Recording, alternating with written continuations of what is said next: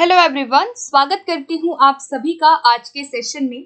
आज का सेशन बहुत इंपॉर्टेंट होगा और यहाँ पर हम टॉपिक वाइज क्वेश्चंस करने वाले हैं। तो आज का टॉपिक होगा कम्युनिकेटिव अप्रोच, यानी कि जो कम्युनिकेटिव लैंग्वेज टीचिंग है, CLT है, उससे रिलेटेड हम यहाँ पे 30 क्वेश्चन को आज कवर करेंगे। और अगर आप रीट में लैंग्वेज 1, लैंग्वेज 2 की प्रिपरेशन कर रहे हैं तो दोनों ही लैंग्वेज में ये सेशन इंपॉर्टेंट आपको हेल्प करेगा। और अगर आप सीटेट की तैयारी कर रहे हैं तो भी आपको ये हेल्प करेगा। ठीक है, सो इम्पॉर्टेंट है, बिल्कुल भी मिस मत कीजिएगा। आपके कई सारे क्वेश्चन यहाँ से निकल जाएंगे और बहुत ही अच्छे तरीके से आपका रिवीजन हो जाएगा, क्योंकि रीट में स्पेशली 3 से 4 नंबर के क्वेश्चन जो है CLT से आपका लैंग्वेज 2 में पूछा जाता है, एज वेल एज लैंग्वेज 1 में भी उतना ही जरूरी है जितना कि अदर में। ठीक है, तो बिल्कुल भी मिस मत कीजिएगा सेशन को, और हम लोग ट्राई करेंगे कि हम जो है क्वेश्चंस को शॉर्ट और जल्दी जल्दी कर सकें। एंड आप अपने मार्क्स ज़रूर बताइएगा। एंड लास्ट बात और बता दूं कि अगर आपको इसकी PDF चाहिए तो आप इसकी PDF डाउनलोड कर सकते हैं, टेलीग्राम ग्रुप पे मैं शेयर करती हूँ और आप वहाँ मुझसे कनेक्ट हो सकते हैं। एंड इसके अलावा आप मुझे इंस्टाग्राम पे भी फॉलो कर सकते हैं। तो सभी का लिंक आपको इस वीडियो के कमेंट सेक्शन में मिल जाएगा, तो ज्वाइन ज़रूर कीजिएगा। ठीक है, टेलीग्राम ग्रुप। तो स्टार्ट करते हैं हम अपने क्वेश्चन से। फर्स्ट क्वेश्चन से हम अपने सेशन को अब शुरू करते हैं। ओके, सो फर्स्ट क्वेश्चन है, the communicative approach is based upon the. अब आपको क्या करना है, बहुत ध्यान से हर एक प्रश्न को समझते जाना है और आंसर्स को गेस करना है आप। ठीक है, सो कम्युनिकेटिव अप्रोच जो है वो किस पर बेस्ड होता है, उसका आधार पूछा जा रहा है। ठीक है, चलिए, फर्स्ट है needs analysis, second communicative curricular and syllabus, third है functional utility of language, four है use of language accurately and appropriately. So यहाँ कोड दिए हुए हैं और जो सबसे बेस्ट है वो आपको बताना है। ठीक है, कोड्स के अकॉर्डिंग आपको आंसर को गेस करना है। सो आई होप कि अभी तक आपने इसको आंसर को गेस कर लिया होगा कि क्या होना चाहिए। ठीक है, सो कम्युनिकेटिव अप्रोच की जब हम बात करते हैं तो क्या हम वहाँ पे नीड एनालिसिस की बात करते हैं, तो ये बिल्कुल सही है। ठीक है, नीड्स एनालिसिस मतलब कि जो टीचर पढ़ा रहा है उसके अकॉर्डिंग वो ये देखता है कि बच्चों को क्या पढ़ाना है, कैसे पढ़ाना है, उनकी क्या कमियां हैं, वो वहाँ पे एनालिसिस करता है बच्चों की आवश्यकताओं की बेसिकली। तो ये बिल्कुल एक कम्युनिकेटिव अप्रोच के अंदर हम इसे फॉलो कर सकते हैं। कम्युनिकेटिव करिकुलर है, सिलेबस है, बिल्कुल है। फंक्शन पे हम फोकस करते हैं, ये भी सही है। और यूज पे फोकस किया जाता है लैंग्वेज के, एक्यूरेटली बच्चा जो है एक्यूरेसी आए उसके अंदर, एक्यूरेटली वो लैंग्वेज को यूज कर सके, एज वेल एज वो एप्रोप्रिएट तरीके से भी कर सके। सो यहाँ पर ABCD जो सारे जो ऑप्शंस हैं वो सभी के सभी क्या है, हमारे यहाँ पे सही है। सो ऑप्शन नंबर D के साथ हम यहाँ जाएंगे। ठीक है, all of these will be right answer. A भी होता है। अब आपको क्या क्या याद रखना है कि A भी कम्युनिकेटिव में होता है, B वाला भी होता है, C वाला भी होता है एंड D वाला भी होता है। तो यहाँ से आपको क्या पता चला कि ये सारी चीजें जो है ये कम्युनिकेटिव अप्रोच के अंदर आती हैं। ठीक है, जब आप ऐसे समझोगे क्वेश्चंस को तो आपको ये जो टॉपिक है वो और इजी लगेगा। ठीक है, चलिए सेकंड क्वेश्चन की ओर चलते हैं। तो सेकंड क्वेश्चन है, communicative approach provides communicative opportunities where a student may be able to communicate their ideas through. अब यहाँ पे क्या बताना है कि जो कम्युनिकेटिव अप्रोच है वो बच्चों को कम्युनिकेटिव अपॉर्चुनिटीज प्रोवाइड करता है, जहाँ पे बच्चे अपने आइडियाज को कम्युनिकेट कर पाते हैं। अब किस किस के थ्रू कर पाते हैं वो आपको बताना है। ठीक है, डायलॉग एंड डिस्कशन बिल्कुल करते हैं। लिटरेरी एंड कल्चरल एक्टिविटीज, क्या हम बच्चों के साथ कल्चरल एक्टिविटीज, जो सांस्कृतिक जो गतिविधियां हैं या जो लिटरेरी एक्टिविटीज है, स्किल्स रिलेटेड एक्टिविटीज हैं, हम वो भी करवाते हैं, बिल्कुल ठीक है। इंफॉर्मेशन गैप एक्टिविटी, बहुत इंपॉर्टेंट एक्टिविटी होती है ये CLT के अंदर, तो ये भी ठीक है।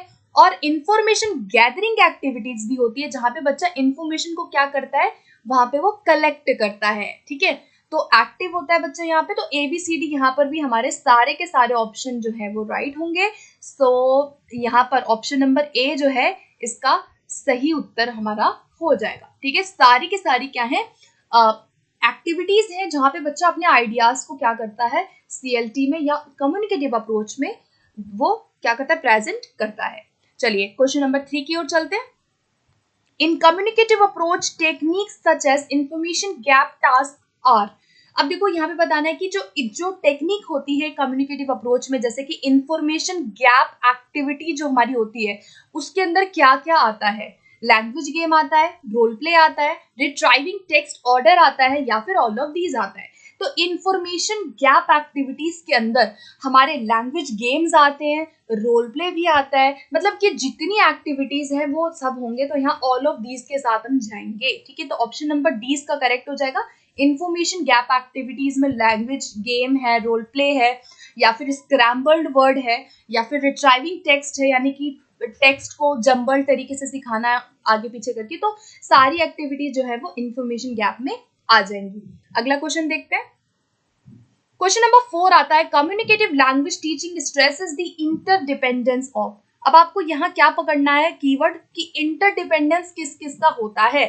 तो राइट आंसर इसका क्या बनेगा कि कम्युनिकेटिव की बात है तो हम कम्युनिकेशन के साथ जाएंगे, एंड उसके साथ साथ हम लैंग्वेज के साथ जाएंगे। तो यहाँ पर option number C will be right answer. Language and communication की हम बात यहाँ पे करते हैं। नेक्स्ट है, the most important element in communicative language teaching is. जो सबसे इंपॉर्टेंट एलिमेंट होता है कम्युनिकेटिव अप्रोच के अंदर वो क्या होता है? क्या हम स्ट्रक्चर्स पे फोकस बहुत ज्यादा करते हैं? तो स्ट्रक्चर्स पे तो हम नहीं करते हैं इतना, ठीक है, ये तो स्ट्रक्चरल अप्रोच में आ जाता है, तो हम नहीं करते। रीडिंग पे फोकस करते हैं, रीडिंग पे हम ज्यादा नहीं करते हैं, ठीक है। हम इससे ज्यादा किस पे करते हैं? स्पीकिंग पे ज्यादा करते हैं, ठीक है। मेमोराइजेशन ऑफ ग्रामर ये बिल्कुल भी नहीं होगा। तो यहाँ पर मीनिंग जो है हमारा राइट आंसर बना। हम अर्थ की बात करते हैं, हम कॉन्टेक्स्ट की बात करते हैं यहाँ पर, तो मीनिंग पे हम फोकस करते हैं। मीनिंग क्या होती है यहाँ पर? मीनिंग इज पैरामाउंट होती है, मीनिंग ही सबसे सर्वोच्च होती है, ठीक है। चलिए नेक्स्ट क्वेश्चन देखते हैं। Communicative competence has dash components. अब आपको बताने कि कम्युनिकेटिव कॉम्पिटेंस के कितने कंपोनेंट्स होते हैं, और ये किसने दिया? ये दिया था डेल हाइमस ने। कम्युनिकेटिव कॉम्पिटेंस का कंसेप्ट किसने दिया? डेल हाइमस ने दिया। और ये कितने कंपोनेंट इन्होंने बोले? स्ट्रैटेजिक बोला, डिस्कोर्स बोला, ग्रामेटिकल बोला, सोशियो लिंग्विस्टिक बोला, या फिर ये सारे ही उन्होंने बताए थे। तो जब भी हम कम्युनिकेटिव कॉम्पिटेंसी की बात करते हैं तो वहां पर हमारी ये सारी चीजें शामिल होती है। तो आपको इस क्वेश्चन से क्या याद रखना है कि ये जितने भी कॉम्पिटेंसी है इनके बारे में आपको पता होना चाहिए, बेसिक बेसिक। और आपको ये पता होना चाहिए कि कम्युनिकेटिव कॉम्पिटेंस के अंदर ये सारे ही हमारे शामिल होते हैं। सोशियो लिंग्विस्टिक का मतलब है कि जो समाज में बच्चा जिस भाषा को यूज कर रहा है वो उसका सोशियो लिंग्विस्टिक हो गया। ग्रामेटिकल में जहाँ पे उसका सिंटेक्स आ गया, ठीक है, कि कैसे कैसे सेंटेंस बोलना है, रूल की बात जब हम करते हैं तो ग्रामर हो गया। डिस्कोर्स का मतलब होता है कि उसमें कोहेरेंस होना चाहिए, जो भी बोले उसके बीच लॉजिक होना चाहिए, है ना। जो भी वो वर्ड बोल रहा है, जो भी वो सेंटेंसेस बोल रहा है उसमें लॉजिकल होना चाहिए वो, इसका मतलब है कि वो डिस्कोर्स होना चाहिए। और स्ट्रैटेजिक का मतलब है कि हर सिचुएशन के अकॉर्डिंग बच्चे को लैंग्वेज को यूज करना आना चाहिए, ठीक है। तो यहाँ पर ये सारी कॉम्पिटेंसी कम्युनिकेटिव कॉम्पिटेंसी के अंदर शामिल होती है। तो option number E will be right answer. चलिए नेक्स्ट क्वेश्चन देखते हैं। The main aim of communicative language teaching is to. सबसे इंपॉर्टेंट एम पूछा गया है, तो फटाफट से देख लो क्या होना चाहिए। थोड़ा सा हम लोग जो इजी क्वेश्चन है उनको हम थोड़ा जल्दी कर लेंगे, ठीक है। Provide communicative competence to learners, क्या यही होगा? बिल्कुल यही होगा हमारा आंसर, ठीक है। स्ट्रक्चर्स पे हम फोकस नहीं करते हैं, हम यहाँ पर यूज पे फोकस तो करते हैं, लेकिन एज अ लाइब्रेरी लैंग्वेज हम नहीं करते हैं। लाइब्रेरी लैंग्वेज वो लैंग्वेज होती है जो हम नॉलेज केवल और केवल ज्ञान को कलेक्ट करने के लिए पढ़ रहे हैं। जैसे कि इंग्लिश हमारी एक लाइब्रेरी लैंग्वेज हो सकती है, बट यहाँ राइट आंसर ए हो जाएगा, ठीक है। A will be right answer. Next question पे चलते हैं। One of the tasks of a teacher in communicative language teaching is to। Teacher का टास्क क्या होता है CLT के अंदर? क्या वो कलेक्ट करेगी इंफॉर्मेशन को, उनके सोशल बैकग्राउंड देखेगी, determine the language needs of the learners. तो यहाँ पर बी जो है इसका राइट आंसर हो जाएगा। अभी हमने थोड़ी देर पहले क्वेश्चन किया था जहां पर एक आया था वर्ड नीड एनालिसिस, ठीक है। नीड एनालिसिस जो वर्ड आया था वो कहीं ना कहीं इसी से रिलेटेड है, जहां पर आप डिटरमाइन कर देते हो कि भाई लैंग्वेज में उनकी क्या नीड है, क्या बच्चों को लैंग्वेज में उनको इंटरेक्शन करना आता है, क्या उन्हें छोटे छोटे सेंटेंसेस बोलना आता है। तो आप नीड्स को एनालाइज कर रहे हैं, तो वो क्या होता है, सबसे इंपॉर्टेंट टास्क होता है। तो यहाँ पे बी इसका राइट हो जाएगा। नेक्स्ट क्वेश्चन पे आते हैं।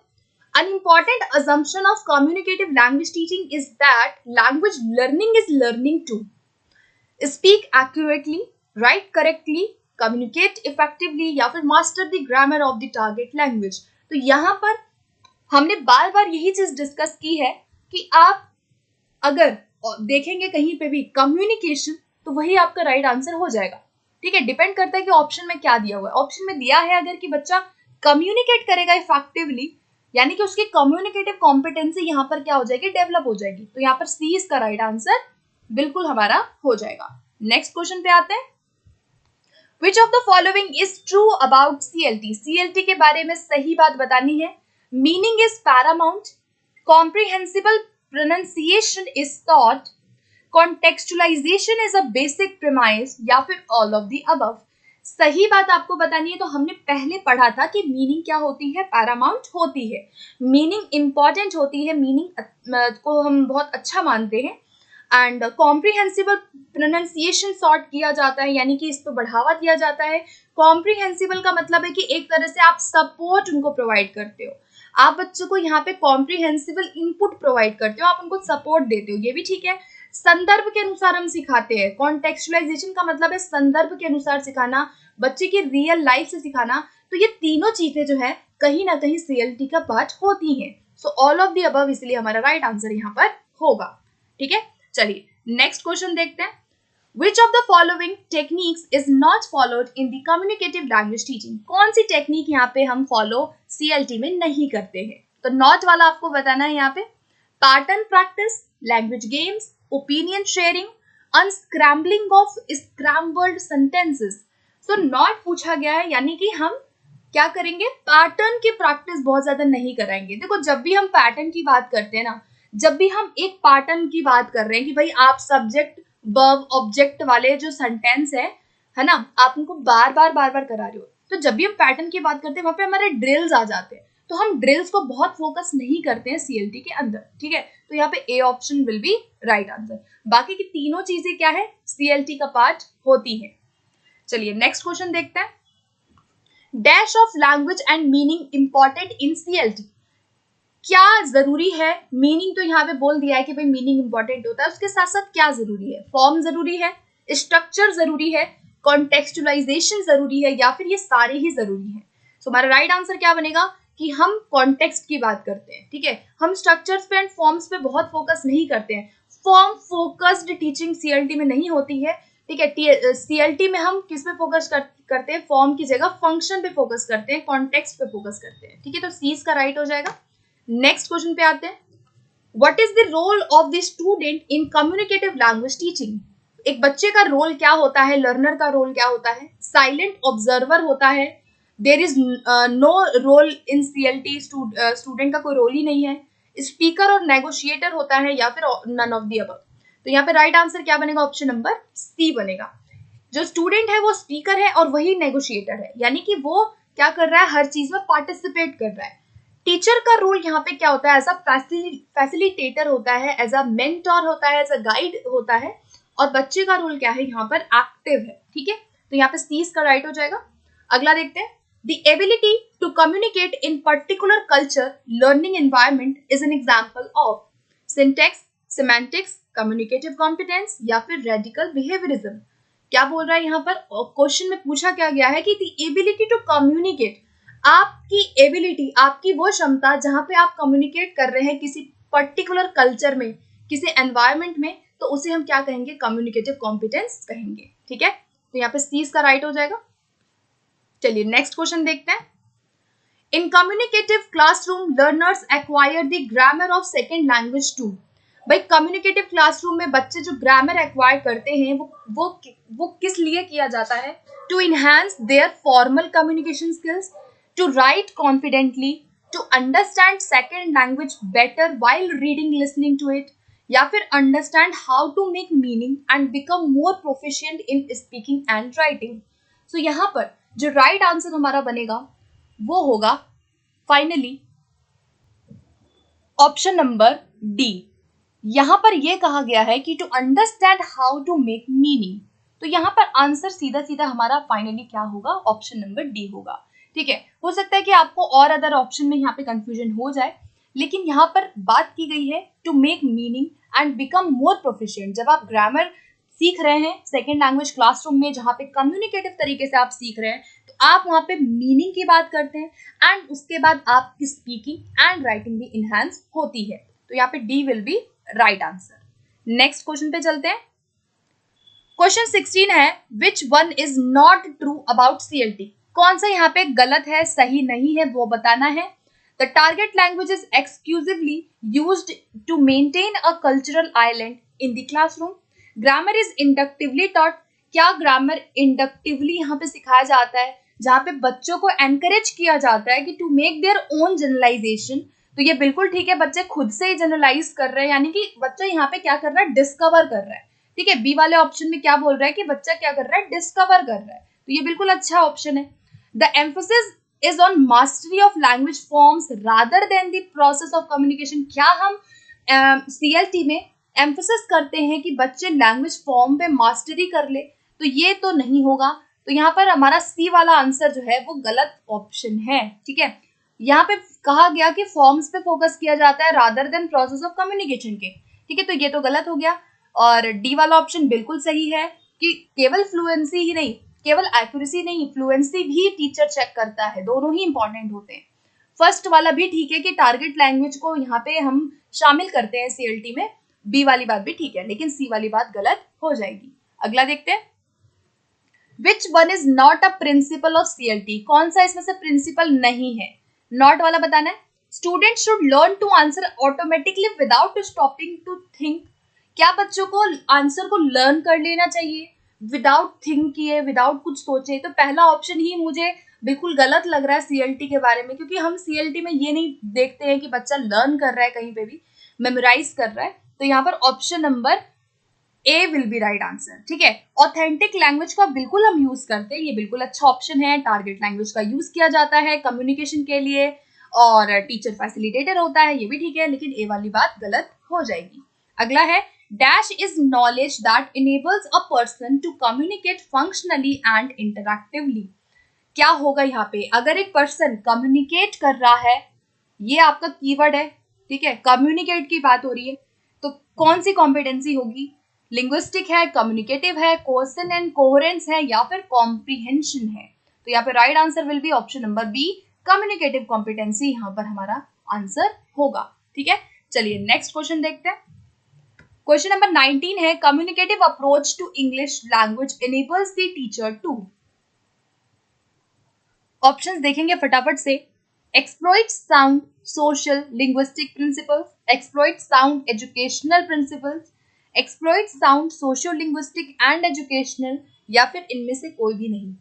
तो ये जो है आपका प्रीवियस ईयर एग्जाम में पूछा गया है। तो राइट आंसर इसका क्या बनेगा कि जो टीचर है वो दोनों ही प्रिंसिपल्स का ध्यान रखती है, चाहे वो साइको लिंग्विस्टिक प्रिंसिपल हो या वो एजुकेशनल प्रिंसिपल्स हो। तो यहाँ पर ऑप्शन नंबर सी इस क्वेश्चन के लिए बिल्कुल राइट आंसर हमारा हो जाएगा।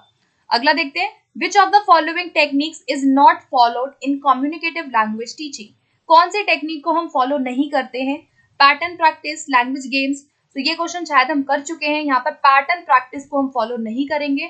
ठीक है, अगर यहाँ पर आपका ड्रिल्स भी आता तो भी हम इसको फॉलो नहीं करते, अगर यहाँ पे स्ट्रक्चर्स आता तो भी हम इसको फॉलो नहीं करते। ठीक है, अगर फॉर्म फोकस टीचिंग होती तो भी हम इसको शायद नहीं लगाते। ठीक है, तो यहाँ पर ऑप्शन नंबर ए इसका राइट आंसर हो जाएगा। अगला है, CLT मेनली फोकसेस ऑन, किस पर फोकस करता है CLT? Form rather than function पे, यानी कि फॉर्म पे ज्यादा फोकस करता है, तो ये तो नहीं होता। ठीक है, फोनेटिक ऑब्जेक्टिव पे फोकस करता है, सिमेंटिक पे फोकस करता है, या फिर इनमें से सभी पे? तो सभी पे भी नहीं करेगा। यहाँ पर राइट आंसर बनेगा हमारा ऑप्शन नंबर सी। सिमेंटिक की जब हम बात करते हैं तो हमारा मेन जो मतलब होता है वो होता है मीनिंग। ठीक है, वर्ड और उसके मीनिंग से जब हम मतलब रखते हैं, जब हम अर्थ की बात करते हैं, तो यहाँ पर जो ऑब्जेक्टिव होता है CLT का वो मीनिंग को समझना होता है, इसीलिए सिमेंटिक ऑब्जेक्टिव इसका राइट आंसर हो जाएगा। अगला है, CLT स्ट्रेसेस ऑन, किस पे स्ट्रेस डालता है ये भी बताना है इसमें आपको। फोकस करता है वही चीज है। ठीक है, रिसेप्टिव स्किल्स पे करता है फोकस। तो यहाँ पर आगे देखते हैं, ओरल स्किल्स, प्रोडक्टिव स्किल्स, या फिर लर्निंग स्किल्स। तो यहाँ पर सबसे ज्यादा जो फोकस करता है वो ओरल स्किल्स पे करता है। ठीक है, तो ऑप्शन नंबर 20 का राइट आंसर हमारा हो जाएगा। नेक्स्ट क्वेश्चन पे चलते हैं। Which of the following is true with respect to communicative approach of language teaching. यहाँ पे आपको बताना है कौन सी बात सही है सीएलटी के बारे में। Fluency is stressed over accuracy, क्या फ्लुएंसी पे ज्यादा स्ट्रेस किया जाता है एक्यूरेसी से, तो बिल्कुल ठीक है। Mistakes are not corrected every time, हर टाइम मिस्टेक्स को सही नहीं किया जाता, क्या मिस्टेक्स को यहाँ टॉलरेट किया जाता है कि नहीं, तो बिल्कुल टॉलरेट हम करते हैं, ठीक है। और नेक्स्ट क्वेश्चन है, नेक्स्ट पॉइंट है, learning is not based upon pedagogically motivated activities and structured activities. Learning जो भी सीएलटी के अंदर होती है, ऐसा जरूरी नहीं है कि जो स्ट्रक्चर्ड एक्टिविटीज है उन्हीं पे फोकस रहेगी। यहाँ पर बहुत ज्यादा क्या पाई जाती है, फ्लेक्सिबिलिटी पाई जाती है, ठीक है। जो टीचर है वो बच्चों की नीड के अकॉर्डिंग चेंजेस ला सकता है। तो यहाँ पर ऑल ऑफ दीज यहाँ पे राइट आंसर हो जाएगा, ठीक है। तो डी इसका राइट आंसर होगा। सभी की सभी बातें क्या है, बिल्कुल सही है विद रिस्पेक्ट टू सीएलटी। अगला देखते हैं 24 क्वेश्चन है, communicative approach is an approach to language teaching that emphasizes dash as both the means and ultimate goal of study. CLT के अंदर जो मीन्स है, जो साधन है एक तरीके से सिखाने का, और जो गोल होता है अल्टीमेट, यानी कि जो उद्देश्य है जो सीएलटी का, वो क्या होता है, फॉर्म होता है नहीं, इंटरेक्शन होता है बिल्कुल, स्ट्रक्चर्स नो, प्रैक्टिस नो। सबसे ज्यादा फोकस किस पे किया जाता है, इंटरेक्शन पे, ठीक है, जहां पे बच्चा इंटरेक्ट कर रहा है, जहां पे बच्चा भाषा को यूज कर रहा है। तो यहाँ पे B will be right answer. अगला क्वेश्चन देखते हैं, communicative language teaching is concerned with, किस पर कंसर्न्ड होता है, यानी कि किस पर बहुत ज्यादा सीएलटी में फोकस किया जाता है। तो आपको क्या करना है, सिर्फ कीवर्ड्स को देखना है एंड राइट आंसर को आपको यहाँ पर गेस करना है। फर्स्ट देखो क्या है, teaching of vocabulary and grammar rules, क्या हम वोकैबुलरी एंड ग्रामर रूल्स को सिखाते हैं। तो ये जो कैरेक्टरिस्टिक है, ये किसकी है, ये जीटीएम की कैरेक्टरिस्टिक है, तो सीएलटी की नहीं हुई, ठीक है। नेक्स्ट है, teaching language to learners for written test, आप बच्चों को रिटन टेस्ट के लिए टीच कर रहे हैं, तो ये भी नहीं होगा।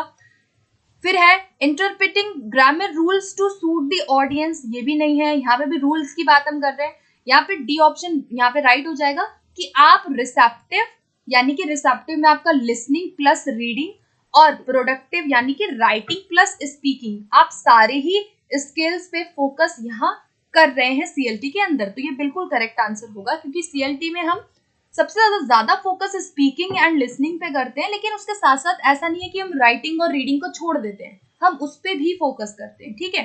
तो यहाँ पे डी इसका राइट आंसर होगा। अगला क्वेश्चन है, communicative approach to language learning aims at, अब यहाँ पे भी आपको क्या बताना है, उद्देश्य बताना है सीएलटी का, ठीक है, उद्देश्य बताना है। तो देख लेते हैं फटाफट से। तो आंसर तो अभी तक आई होप आपने गेस कर लिया होगा कि developing the communicative competence or to provide the communicative competence of the learners। देखो यहाँ पर सीएलटी में सबसे इंपॉर्टेंट एम यही है कि आप कम्युनिकेटिव कॉम्पिटेंसी को प्रोवाइड करते हैं। और इस कॉम्पिटेंसी के कितने कंपोनेंट हमने डिस्कस किए थे, 4 डिस्कस किए थे, जिसमें आपका सोशियो कल्चरल आ गया, स्ट्रैटेजिक आ गया, डिस्कोर्स आ गया, एंड इसके साथ साथ आपका ग्रामेटिकल आ गया, ठीक है। इसके साथ साथ हम लिंग्विस्टिक पे भी फोकस करते हैं, ठीक है। तो यहाँ पर ए इसका राइट आंसर हमारा फाइनली होगा। अगला क्वेश्चन देखते हैं, नेक्स्ट आता है, विच of the following is not the characteristic of CLT. CLT का कौन सा कैरेक्टरिस्टिक नहीं है, ठीक है, नॉट वाला। फर्स्ट है, फंक्शनल एस्पेक्ट एम्फसाइज्ड, क्या फंक्शनल एस्पेक्ट को एम्फसाइज किया जाता है, बिल्कुल ठीक है, ठीक है, आप फंक्शनल अप्रोच को यहाँ फॉलो करते हो। इफेक्टिव कम्युनिकेशन को वैल्यू दिया जाता है ओवर परफेक्ट एक्सप्रेशन, तो ये भी ठीक है कि भाई परफेक्ट के बजाय इफेक्टिव होना चाहिए कम्युनिकेशन, ये भी ठीक है कि जो भी वो बोले वो इफेक्टिवली बोले। Forms and structures of language practice in classroom, क्या क्लासरूम में हम फॉर्म्स एंड स्ट्रक्चर को प्रैक्टिस करवाते हैं, तो ये तो बिल्कुल नहीं हुआ, ठीक है। Use of language for different purpose, ये भी ठीक है। तो यहाँ पे सीज का हमारा नॉट हो जाएगा, यानी कि ये कोई कैरेक्टरिस्टिक सीएलटी में हम फॉलो नहीं करते हैं। चलिए तो नेक्स्ट क्वेश्चन की ओर चलते हैं। अब क्वेश्चन 28 आता है, communicative language teaching replaced, basically communicative language teaching ने किसको रिप्लेस किया है, सो राइट आंसर इस प्रश्न का जो बनेगा वो बनेगा ऑप्शन नंबर सी। ठीक है। सो गाइस, कुछ दिन पहले मैंने क्वेश्चन कराया था जिसमें मैंने ये क्वेश्चन भी ऐड किया था और उसमें मैंने आंसर जो है आप लोगों से स्ट्रक्चरल टीचिंग डिस्कस किया था, लेकिन यहाँ पर जो राइट आंसर होगा वो स्ट्रक्चरल नहीं होगा। ठीक है। आप में से काफी लोगों ने भी सजेस्ट किया था, इसलिए इस क्वेश्चन को मैंने यहाँ पे ऐड किया है सो दैट कि मैं यहाँ पे अपने आप को करेक्ट कर सकूं। ठीक है। तो यहाँ पे सिचुएशनल लैंग्वेज टीचिंग को रिप्लेस किया था कम्युनिकेटिव ने। बेसिकली क्या हुआ था कि जो सिचुएशनल लैंग्वेज टीचिंग है, जहाँ पे आप रियल सिचुएशन से सारी चीजें लैंग्वेज सिखा रहे हैं, उसके बाद आगे चल के क्या आया, इसी चीज को कम्युनिकेटिव कॉम्पिटेंसी और कम्युनिकेटिव लैंग्वेज टीचिंग के फॉर्म के रूप में लेटेस्ट तरीके से इंग्लिश में लाया गया था। इसीलिए कहा जाता है कि जो सिचुएशनल लैंग्वेज टीचिंग है उसको रिप्लेस किसने कर दिया, कम्युनिकेटिव लैंग्वेज टीचिंग ने। ओके, तो यहाँ पे सी ऑप्शन के साथ हम यहाँ पे फाइनली जाएंगे। ओके, चलिए नेक्स्ट क्वेश्चन पे चलते हैं। अब हम 29 क्वेश्चन पे, विच of the following is not the feature of CLT, कौन सा इसमें से फीचर नहीं है। डिस्कॉर्स कॉम्पिटेंसी बिल्कुल होता है, हमने डिस्कस किया था कि डिस्कॉर्स के अंदर हमारा कोहेरेंस आ जाता है, जहाँ पे हम लॉजिकली वर्ड्स को बोलते हैं एंड लिखते हैं या जो भी है, ठीक है, यूज करते हैं बेसिकली। ड्रिल्स को हम स्ट्रक्चर्ड पैटर्न में हम प्रैक्टिस करवाते हैं, ये नहीं होगा। तो आंसर क्या बना, बी बना, बी वाला नहीं है कोई फीचर। ठीक है, चलिए लास्ट क्वेश्चन देखेंगे आज का हम। 30th क्वेश्चन है हमारा, the most important element in CLT. क्या है मोस्ट इंपॉर्टेंट एलिमेंट, अब तो आप कर लेंगे। स्ट्रक्चर एंड सिंटेक्स है, नहीं है। रीडिंग राइटिंग होता है, ये जीटीएम में होता है, ठीक है, इसमें नहीं होगा। फॉर्म्स एंड वर्ड्स होते हैं, नो, यहाँ पर D option will be right. Functional aspect का मतलब ये है कि जहाँ पे आप कॉन्टेक्स्ट से सिखा रहे हो, जहाँ पे आप यूज से सिखा रहे हो, जहाँ पे आप इंफॉर्मेशन गैप एक्टिविटीज है, इंफॉर्मेशन गैदरिंग एक्टिविटीज है, बहुत सारी एक्टिविटीज और रोल प्ले वगैरह से हम सिखाते हैं सीएलटी में। मीनिंग पे फोकस हम करते हैं, ठीक है, और इंटरेक्शन पे फोकस करते हैं, इंटरेक्शन ऑब्जेक्टिव होता है। ठीक है, तो ये सारी बातें आपको सीएलटी से रिलेटेड याद रखनी है और आई होप कि आप ये 30 क्वेश्चन में से बहुत सारी चीजें सीएलटी के बारे में आपका रिवाइज हो गया होगा। अगर आपने पहले आप भूल गए हो तो वो आपका फ्रेश एकदम नया याद हो गया होगा। एंड अगर आपको इसके बारे में डिटेल से इसकी थ्योरी पढ़नी है, डिटेल से अगर आपको इसको पढ़ना है, तो मैंने अपने चैनल पे बहुत वीडियोस इसकी ऑलरेडी यहाँ पे बना रखी है। तो आपको प्लेलिस्ट मिल जाएगी इंग्लिश रीड के नाम से, आप उस प्लेलिस्ट में जाइएगा और आप सारी वीडियोस वहां से आप देख सकते हैं एंड पीडीएफ के लिए आप टेलीग्राम ग्रुप ज्वाइन कर सकते हैं। इसके अलावा पहली बार चैनल पर हो तो चैनल को सब्सक्राइब कर लेना, लाइक करना जरूर, वीडियो को शेयर कीजिएगा अपने फ्रेंड्स में। एंड कोई भी फीडबैक, कोई सजेशन, एनीथिंग आपको लगता है, डाउट है, तो आप कमेंट सेक्शन में ड्रॉप कीजिएगा। ठीक है, फिर मिलते हैं अगली वीडियो में और मार्क्स जरूर बताना अपने जाते जाते। ठीक है, थैंक यू।